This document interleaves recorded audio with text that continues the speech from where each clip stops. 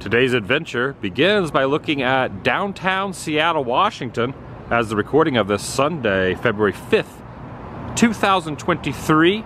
And I will be going to a couple places, but the place I am most excited about is underneath the Space Needle, the Seattle Space Needle, which I will be going up in as well. But directly across, well, not across, but down below the Space Needle is MoPop, with a monorail going by, and this very unique structure, which is MoPop, which stands for the Museum of Pop Culture, a place I have wanted to go for a heck of a long time.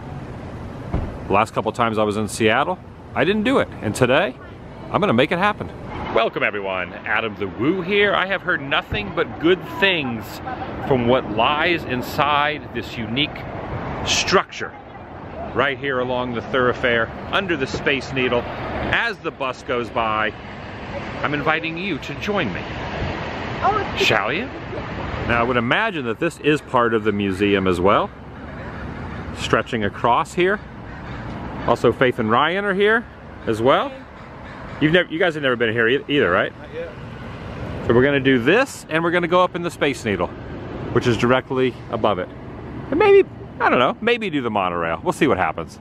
But definitely Space Needle and MoPop. Should probably cross over there and get in. That's like an alligator or a crocodile right there. Not sure what that is. Yeah, this building is very unique. MoPop, Museum of Pop Culture. So MoPop stands for Museum of Pop Culture, right here, as stated. All right, first entering in is $34 per person to get in as well. We're gonna go into the exhibit that is sci-fi, fantasy, and fiction, but $34 admission per person to get in. And the first thing I'm seeing is from the X-Files, but my attention is really drawn over here to this suit from Tron, screen use suit from Tron. Yeah, I gotta admit, this is pretty dang awesome how they have it on display with the helmet and everything. Right there. Wow, this is pretty awesome. This is Leonard Nimoy's screen-used suit from Star Trek. Or one of them, anyway. This is the long sleeve version here with the insignia there on the front as well. And I got a little, it shows a little information placards for all this stuff as well. Of course, he passed away in 2015. The tunic worn by Leonard Nimoy as Spock on Star Trek. A stunt helmet from Iron Man 2008. Original Mark III stunt helmet mask from Iron Man. And next to that bust of Mary Shelley is a George Lucas items. A lightsaber prop from '78 Star Wars and the hand prop from Empire. Mark Hamill's severed hand from Empire Strikes Back. That is pretty dang awesome right there when Vader cuts off his arm and everything, and then, oh my gosh, and then also 77, New Hope, now it's called New Hope, but it was originally called Star Wars. And this is the screen-used outfit worn by Sean Young in Blade Runner. When I think of her, I also not only think of Blade Runner, but I also think of her starring role as one of the female leads in Ace Ventura: Pet Detective. Your gun is digging into my hip. They even have an Ridley Scott Alien script down here as well. And even the outfit worn by Newt in the sequel to Alien, Aliens, they mostly come out at night. Mostly. And even one of the costumes from 1984 Dune, and then also from The Matrix over. This kind of reminds me of the original Jason Voorhees popping out in Friday the 13th Part 1, the canoe scene. Is this the spice? Oh, that might be. That might be the spice bag. And we got some Planet of the Apes here as well. Got the Dr. Zaius outfit, 1968. And up onto the second level, where there's this big tornado of guitars right here. And an exhibit, Nirvana taking punk to the masses. All right, I'm seeing a lot of stuff that I recognize over here in this glass case, following Nirvana for so many years. This right here is the In Utero stage prop right here, the angel right there with the wings. And then there's an Incesticide guitar and album cover, and then there's this, the shirt he was wearing on Spin magazine. What the heck? This is the set list for when they were on MTV Unplugged right here, and all the guitars that they were all utilizing as well, but that's the set list right there, of course, ending with Where Did You Sleep Last Night? And that's the acoustic bass that Chris Novoselic played as well in the MTV Unplugged. It's wild. This is like an indication of some of the items that are here. This is a stage prop from the In Utero tour also. I went to the In Utero tour in November of '93 in Lakeland, so this was probably on stage in Lakeland when I saw them behind Kurt and the rest of the band. This and this. Here's some of the backstage passes that they had from '91, and you know, these are all Chris Novoselic's backstage passes he donated. This is from the fan club letter that they would send out. The three of them would send out back when, and you gotta love when they would do their travel. So here's Kurt with Colonel Sanders and Ronald McDonald up there as well. This is pretty dang awesome. This is the casting call for NLA, Culver City, more specific. They needed people between the ages of 18 and 25 to be in the music video for Smells Like Teen Spirit. August 17th at 11 a.m. a Saturday of that year. This is pretty cool. This was designated the first show that they played Smells Like Teen Spirit, a place called the OK Hotel, with Fits of Depression. A 1988 screen print there that they would put for Sub Pop. Take a look at that old screen print where you put the ink on it to make the shirt. You can even see where it says Nirvana faintly there to make that t-shirt over there. This is the guitar that Kurt recorded Bleach on, this very guitar right here. And as the monorail goes above this very colorized little window here, we're going into the exhibit when it comes to horror films. Into the scary area. Oh, it's a bunch of hockey masks. Oh, it's a hockey mask snake. It's a bunch of Jason Voorhees hockey mask snakes. Or maybe that's supposed to be Hannibal Lecter. It appears as if we're going down into the cellar, into the nether regions of the MoPop. Are we going the right way? Oh yeah, I think this is the right. This is like a horror walkthrough through here. Ooh, there's Michael Myers. That's Michael Myers from Rob Zombie's version of Michael here. Halloween right there. Worn by Tyler, yep, Tyler May, worn in Rob Zombies. That is the coveralls, worn by Tyler playing Zombies Michael as well. Then up here we got the machete, and this shows a lot of the horror icons like Pinhead, of course Norman Bates, Krueger, Candyman, Leatherface up here, of course Jigsaw from Saw, Myers I just stated, Hannibal Lecter, Annie from Misery over here, Voorhees, Chucky, Child's Play, Ghostface from Scream. This one, I'm not, oh, this is from The Ring, I believe. Here is Resident Evil Apocalypse. A lot of different props. Oh, this is from Aliens, or from Alien, oh, it's probably from Aliens. See if I'm right on that. This is from the original Alien creature costume film directed by Ridley Scott. And this was from the Friday the 13th remake over here, the one that was a little bit later on from 2009. Now, this is pretty cool. This switchboard was used in Frankenstein and Bride of Frankenstein and lots of other of the Universal monster films from 1930 to 1965. Classic Universal monsters. This was in Blade over here. And then we got some other assorted items down here from the Puppet Master series as well. Oh, this is from Dusk Till Dawn. Tarantino, Robert Rodriguez down there. And this is the facehugger from Aliens, or the chest burster. And the spherical item that the tall man used. My camera's kind of going pretty wild with this, from Phantasm 2. And this right here, the moment from Dawn of the Dead, Romero's Dawn, where this goes embedded into the zombie's head. Savini kind of used that little trick right there. This is from Candyman. This is not the screen used one from The Shining, but they do have an axe. Pretty confident this was not the screen used one. I think they have that one up in Colorado. That might be screen used. This is the backside of the Trick or Treat head. Us. Ooh, this is cool. We got the Us mask and the Us scissors. And from Blair Witch Project, the stick figure prop from Blair Witch. And this is from The Howling. What do they have from this? Oh! They go around the back over here. From The Thing down here, down below, getting a little low down view here. A little prop from The Thing. And then we got the little slate down there as well, John Carpenter's name on it, and Dean Cundy. Even got the hat here, and check this out from Critters 2, the main course, and the Texas Chainsaw remake. That's kind of wild. Oh, it's like a cloth. That's wild. Videodrome. Wild. That is crazy. Videodrome. Ooh, they're here. And down at the end of the hallway, this guy is not having the best day ever. Not having, oh, trick or treat. This really is a very impressive exhibit into the church here with all the stained glass, giving all the different areas. Got sunlight, immortality, reflection, blood sucking. Oh, this is from Fright Night. Oh, from the 2011 Fright Night, not the original Fright Night. Also Van Helsing, of course, vampires. You need a lot of weapons to kind of go against and fight the good fight against. Oh, Buffy the Vampire Slayer. The 1998 Buffy the Vampire Slayer TV show which is Mr. Pointy Steak, used by Sarah Michelle Gellar in Buffy the Vampire Slayer. 1998. There's even a bust here of Bram Stoker, who created Dracula, obviously the modern vampire originated with Bram Stoker's Dracula. Published in 1897. This is a little homage in bust form to him. I think it's great about this exhibit. They have a lot of stuff here that I can really sink my teeth into. I can really sink my teeth into. Oh! It says something. Did it talk to you when you were in there too? Ryan said it did. I didn't hear it though. You should get in there and check it out. And now into the next area, into infinite worlds of science fiction. Oh yeah, James Cameron's Terminator here as well. That's right. Come on, I'm looking for Sarah Connor. I was told she was here.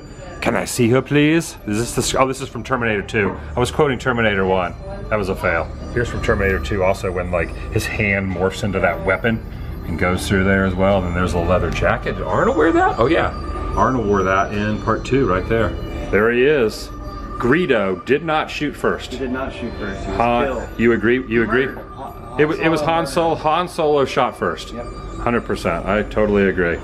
I do not trust the reimagined, the re-CGI'd of Greedo shooting first. Is that a Jawa? Original Jawa costume? Oh, that's from Phantom Menace, 1998's Phantom Menace there. Got some props and miniatures down here from Mars Attacks as well. And this is a cover painting from War of the Worlds, so that is right back in there. This is a Martian fighting machine model right up there. Miniatures from Aliens.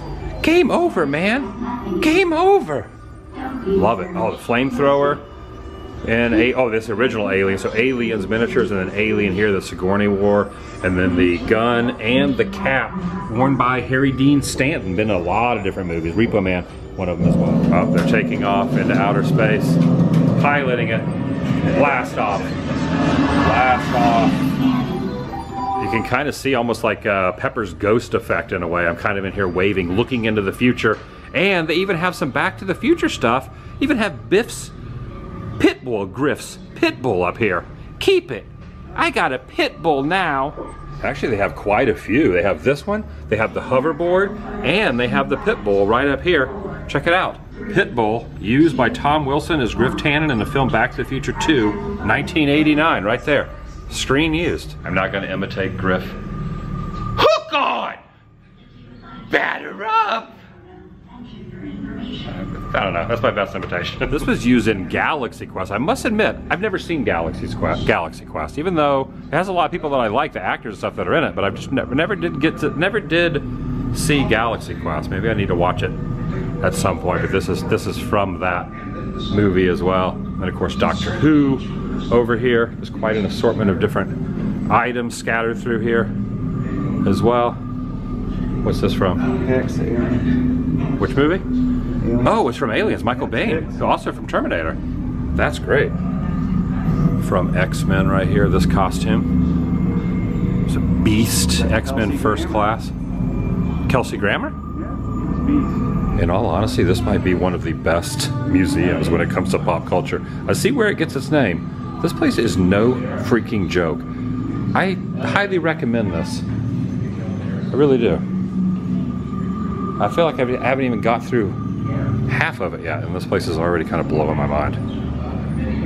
There's a lot more in here than I expected. Of course, you can't have sci-fi and fantasy without the USS Enterprise over here. You got the Enterprise, you got the Millennium Falcon up here, you got the Discovery 1, you got Serenity from Firefly up top, robot designs over here, you got R2-D2, you got Wally, you got 3PO, you even got Bender from Futurama. This globe, oh, you can change the globe? Yeah. You can manually change it?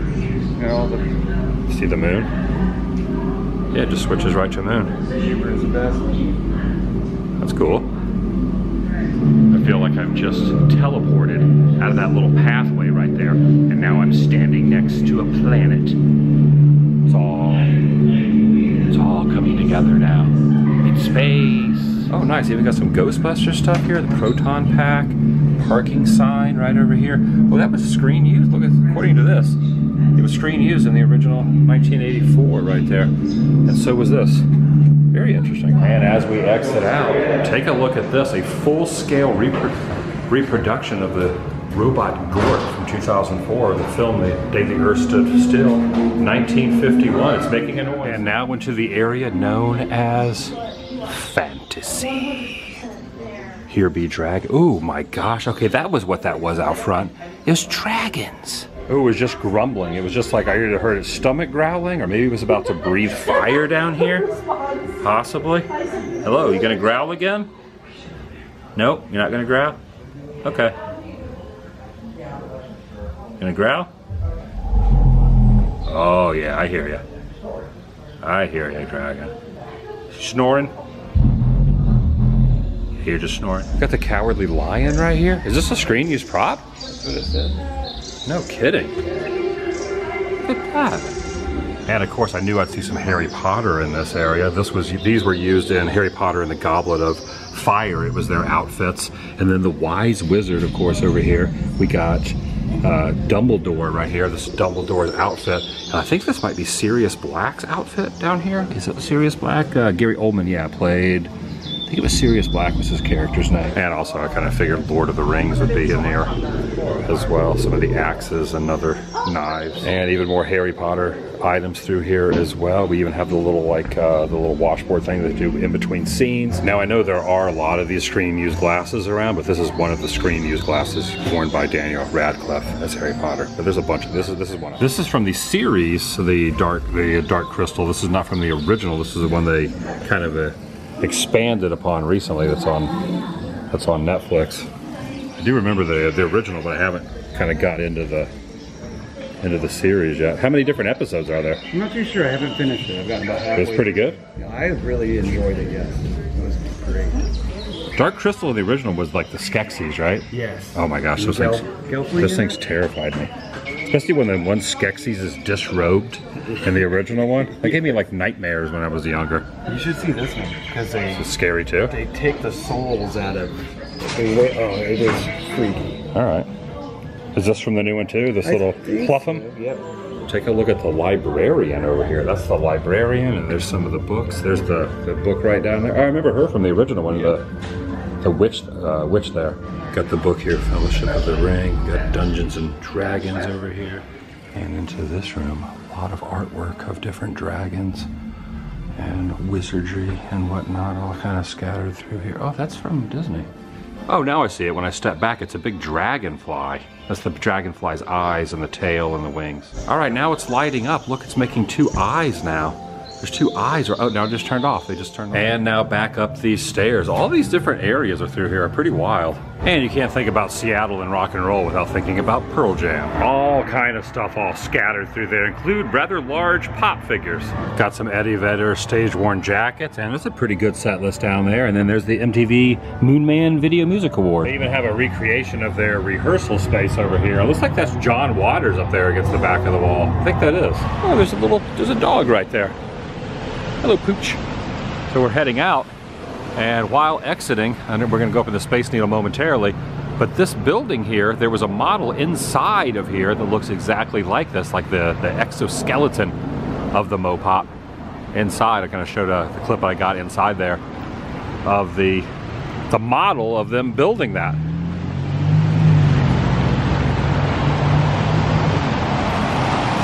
And I ended up getting a piping hot caffeinated beverage, vanilla latte, as well inside the coffee shop that is in there, known as the Culture Kitchen. And I must say, I've been to a lot of museums in my time frame. Rock and Roll Hall of Fame, I have been to. I'm trying to think of other ones that are kind of an Academy Museum in LA, which I say are on par with this.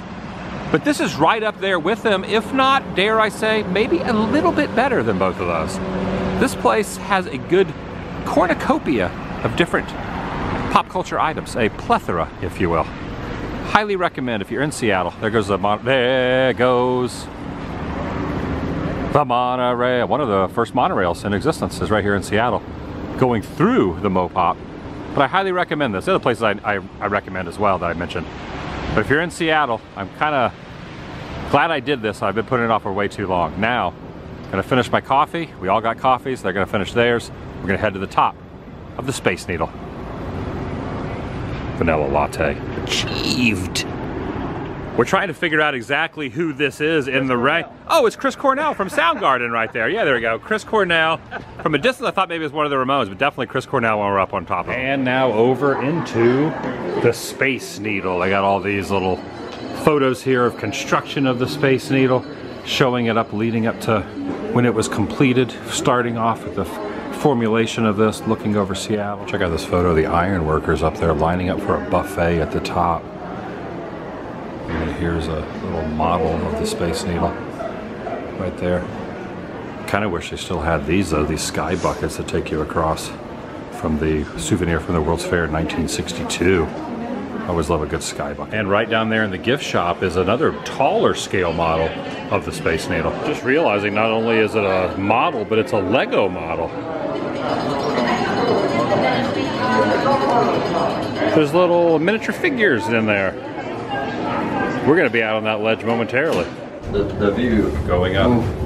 Oh, there goes the monorail. Oh, whatever you do, don't look down. Oh, there's a monorail down there. Look. Check it out. That's awesome. The guy stole your line. He said, there goes the monorail. I know. It's true. That's where we just were. That's the MoPop right down there. And we're parked over in that lot over there. $13 parking. Was it 13 or was it 30? It was 20. It was 20. Okay, I was wrong on both counts. Because I had to add the extra hour.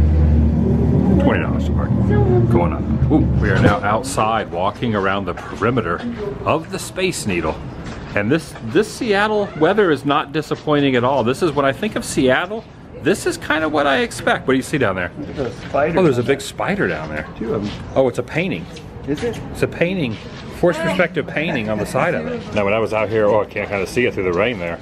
But when I was out here last year, oh, I can't see the spider now. It's being, can't see it through the rain. All right, that's it. That's a little bit better. When I was out here last year for the Rays Mariners series. It was not raining. It was a little bit warmer, but I don't think there was too much precipitation those few days I was out here. But this is definitely a lot more Seattle type weather from what I was expecting the last time.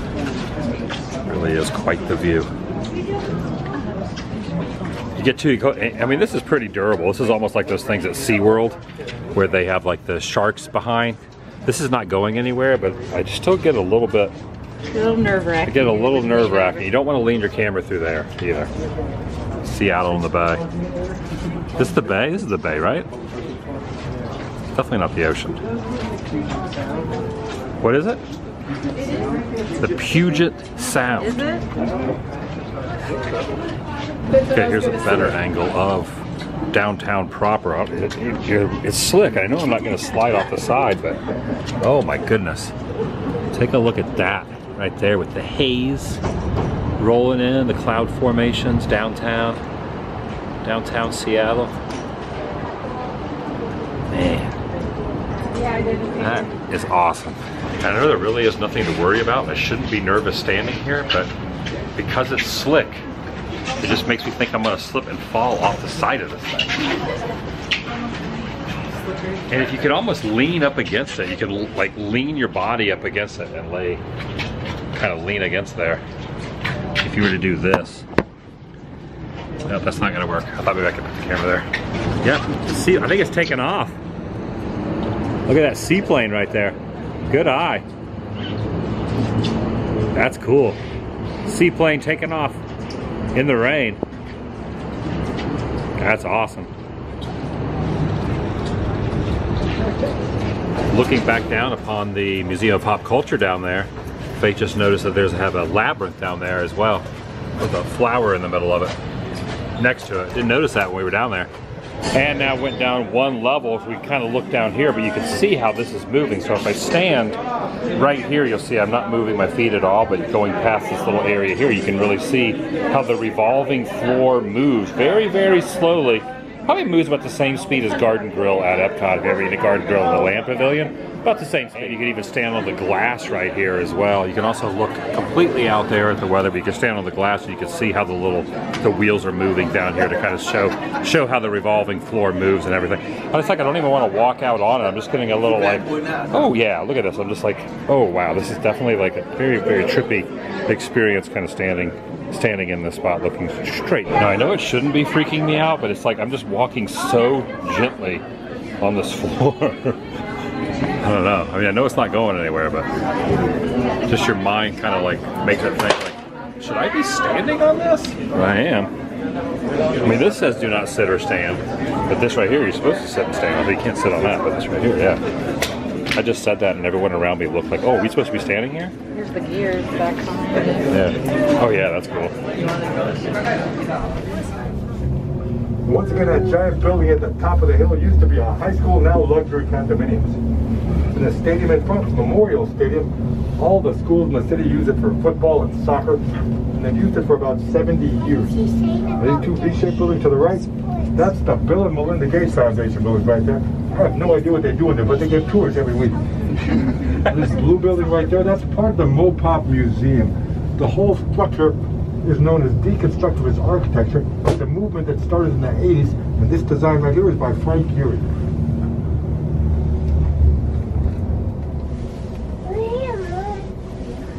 We landed, that's a surprise, and a feature, it's a feature.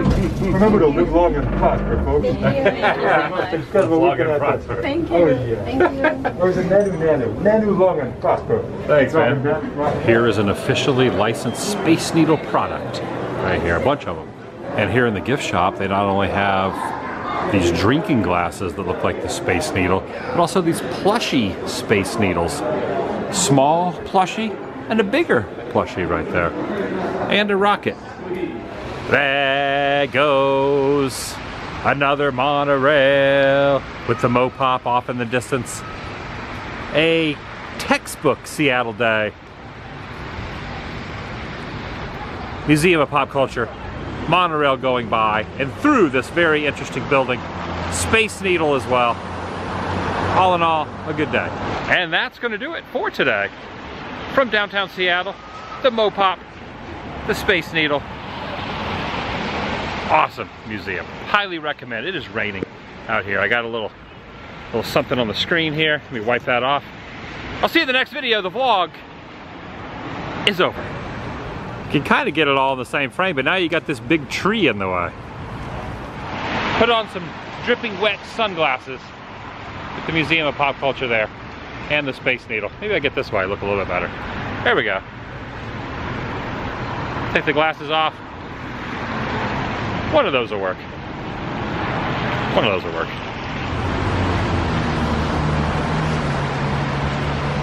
Oh, the elevator's going up. Check it out. All right, it's raining pretty hard.